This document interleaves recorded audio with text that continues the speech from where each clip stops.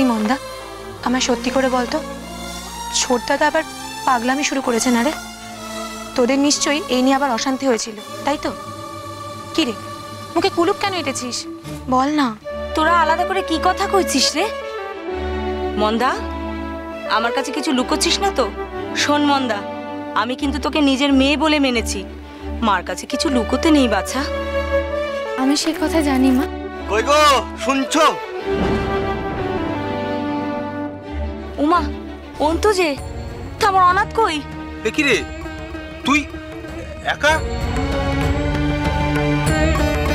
মানে আমি তো নিশ্চিন্তে আছি তোর ভরসায়, আমি জানি তুইও গেছিস। কি একা শহরে গেছে অনাথ? সর্বনাশ!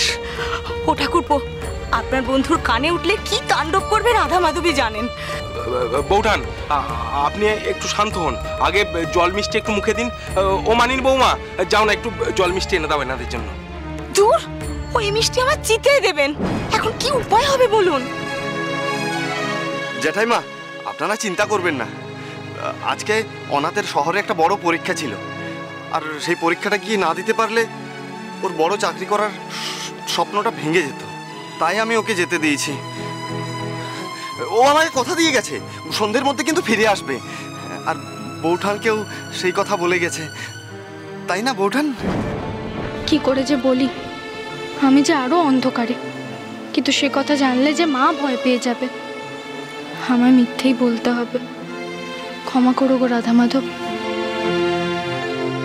ও মা, তুমি চিন্তা করো না, দেখো উনি ঠিক সন্ধ্যের মধ্যে ফিরে আসবেন। ব্যাস বৌঠান, এবার একটু জল মিষ্টি মুখে দিন। চলুন ভেতরে চলুন বৌঠান, আসুন আসুন। এই হরিমা, এসো এসো, মানিন বৌমা এসো এসো।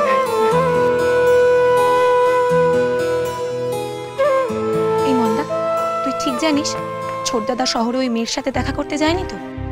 দেখো দিদি, আমি জানি উনি শুধু পরীক্ষা দিতে গেছেন, তা কলেজের পরীক্ষা না জীবনের তা আমি জানি না।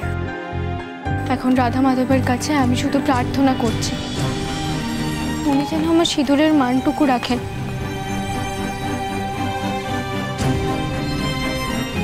শোনো দিদি, দোহাই তোমার, এই কথাখানা আর মাকে বলো না, মা আবার দুশ্চিন্তা করে নিজের শরীরখানা খারাপ করে বসবে।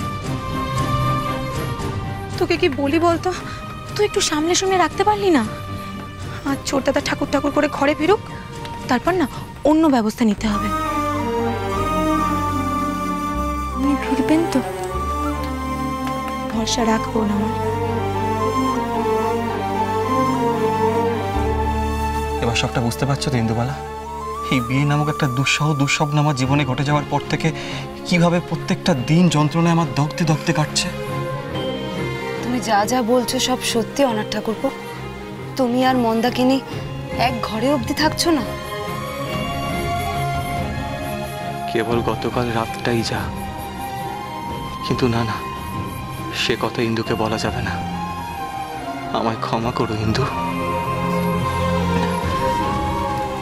হ্যাঁ বৌঠান, আর যদি বিশ্বাস না হয় এই তো পরমকে জিজ্ঞেস করো, পরম তো সদ্য রাত কাটিয়ে এলো আমাদের বাড়ি থেকে। হ্যাঁ বৌঠান, অনাথ সত্যি বলছে, মন্দাকিনী বৌঠান অনাথের ঘরে থাকে না, অন্য ঘরে থাকে, এমনকি বৌঠানের কোনো জিনিসপত্র নেই অনাথের ঘরে। পরমের তো চিরটাকালই অমন করে অনাথের দোষ ঢাকা স্বভাব। তুমি বললেই আমরা বিশ্বাস করবো অনাথ, যে তুমি আর তোমার স্ত্রী আলাদা আলাদা ঘরে বাস করছো, আর তোমার তো গোড়া পরিবার তা মেনে নিচ্ছে। এই শোনো, তোমাকে বিশ্বাস করানোর দায় না আমার নয়।